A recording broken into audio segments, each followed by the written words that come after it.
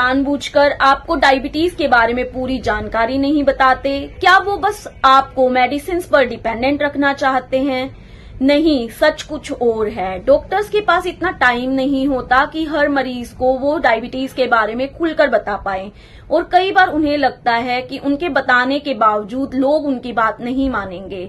इसी गैप का फायदा उठाकर बहुत से लोग बिना ज्ञान के आपको गलत एडवाइस देते हैं। दवाइयां बंद कर दो, ये डाइट प्लान ले लो। अगर आप इन बातों में आने वाले हैं तो रुक जाइए, क्योंकि बिना शुगर का कंट्रोल किए अगर आप मेडिसिन लेना बंद कर देते हैं तो आप बहुत ही खतरनाक बीमारियों को न्योता दे सकते हैं, जैसे कि हार्ट अटैक, ब्रेन का डैमेज, किडनी का डैमेज। और अब एक दवाई की जगह आपको 5-10 दवाइयां, जो कि बहुत खतरनाक दवाइयां हैं, वो लेनी पड़ सकती हैं। मैं डॉक्टर अंशुल गर्ग, आईसीयू की डॉक्टर, आज आपको वो सच्चाई बताने वाली हूँ जो आपके डॉक्टर आपको समझाना चाहते हैं पर समझा नहीं पाते हैं। टाइप 2 डायबिटीज में आपके शरीर में इंसुलिन बन रहा होता है, लेकिन वो सही से काम नहीं करता। इसे कहते हैं इंसुलिन रेजिस्टेंस। मतलब कि एक चाबी है जो कि शुगर को सेल्स के अंदर पहुंचाती है, पर सेल्स के अंदर पहुंचाने वाला ताला जाम है, तो चाबी के होते हुए भी शुगर सेल्स के अंदर नहीं जाती, इसलिए शुगर खून में बढ़ती हुई जाती है।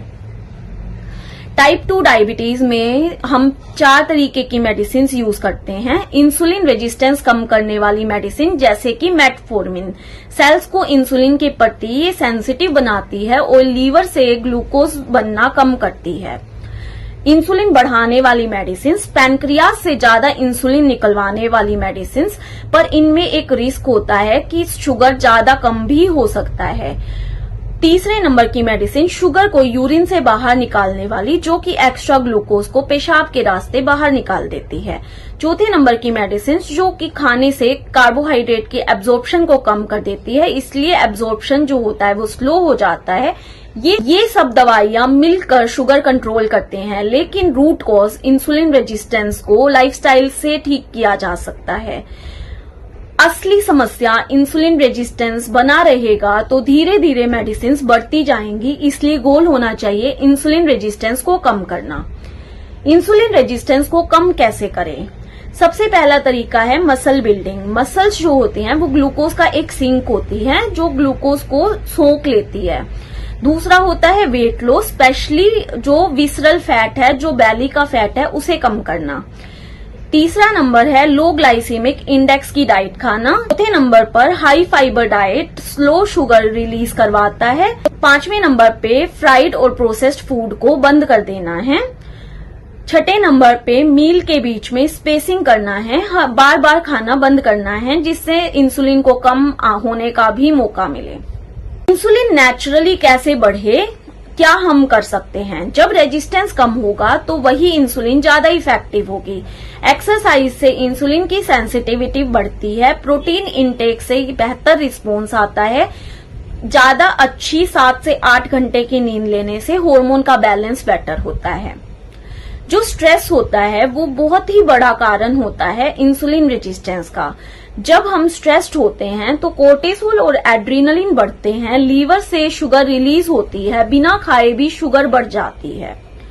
स्ट्रेस को कम करने के लिए हम डीप ब्रीदिंग कर सकते हैं, मेडिटेशन कर सकते हैं, ठंडे पानी को मुंह पर स्प्लैश कर सकते हैं, सोशल कनेक्शंस को बेटर कर सकते हैं, प्रॉपर स्लीप ले सकते हैं। इससे स्ट्रेस हार्मोन कम हो जाता है और शुगर कंट्रोल बेहतर होता है।